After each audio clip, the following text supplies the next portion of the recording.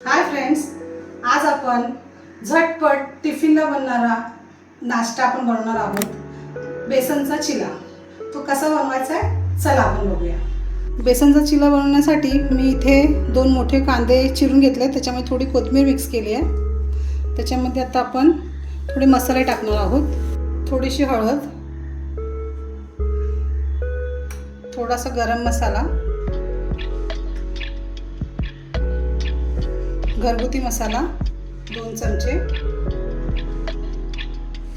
बस, आणि मीठ।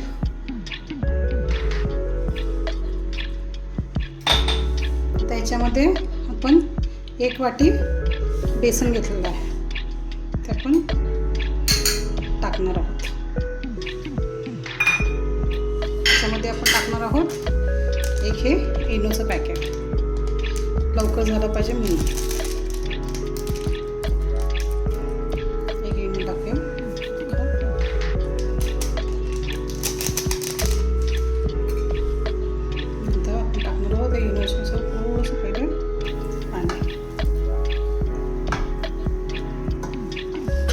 हे पूर्ण आपण चांगलं मिक्स करून घेणार आहोत। हे जे बॅटर आहे ते पूर्ण व्यवस्थित, याचे गठ्ठे नाही राहिले पाहिजे, असं पूर्ण एकदम सुंदर मिक्स करून घेणार आहोत। अशा प्रकारे एकदम चांगलं, एक सुद्धा गठ्ठा राहिला नाही पाहिजे, असं व्यवस्थित चांगलं मिक्स करून घेणार आहोत आपण। हे बघा आपलं असं मस्त एकजीव झालेला आहे। आता इथे आपण तवा ठेवलेला तापत, याच्यामध्ये आपण थोडं तेल टाकणार आहोत। 2 पळी तेल टाका आणि थोडंसं तव्यावर टाका, पहिल्यांदाच पहिला टप्पा। तवा आपला मस्त हे झाला पाहिजे, चिटकला नाही पाहिजे, म्हणून एकदम व्यवस्थित मिक्स करा आणि ते तेल एक्स्ट्रा आहे ते पण त्यात टाकून द्या आणि एकदम व्यवस्थित आता तेल आणि हे परत एकजीव करा। असे पातळ करा, हां एकदम असं पातळ करा। आपलं डोशाचं पीठ असतं त्याच्यापेक्षा पातळ। आता आपण तवा थोडासा जवळ घेणार आहोत त्याच्या, आणि बघ या प्रकारे असं टाकून पसरून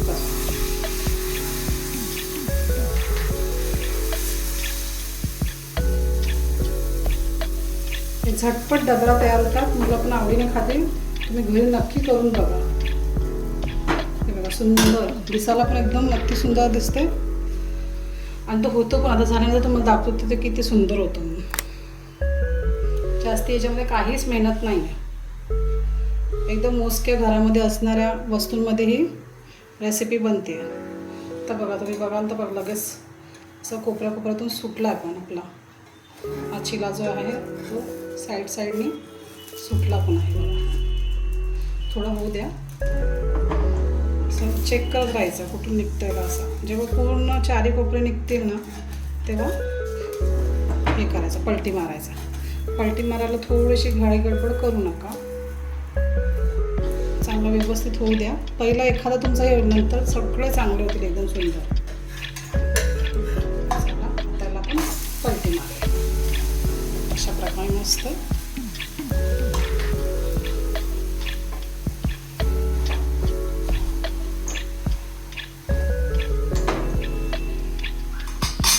थोडं होऊ दे, त्याला कच्चा नाही राहिला पाहिजे बेसन, म्हणून थोडं होऊ दे। बारीक करून ठेवलं तरी सुद्धा चालेल, थोडं बारीक करून शिजवा, जेणेकरून तुमचं बेसन व्यवस्थित शिजलं पाहिजे। चांगल्या प्रकारे हा शिजला आहे।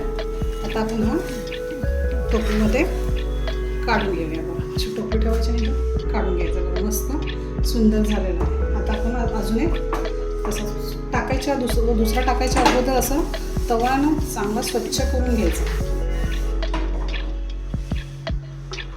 परत आपण दुसरा टाकणार आहोत, आपण असं जवळ घेऊया।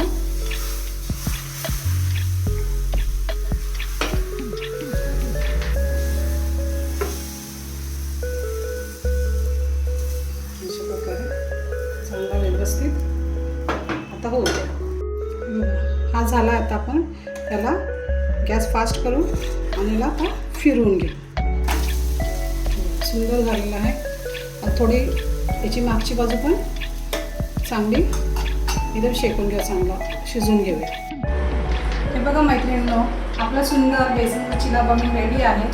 तुम्ही हा चिला घरी बनवून बघा की कसा लागतो, आणि हा नक्कीच चांगला लागणार, मला माहीत आहे कारण मी बनवते. आणि दुसरी गोष्ट, हा चिला तुम्ही कशाबरोबर पण खाऊ शकता.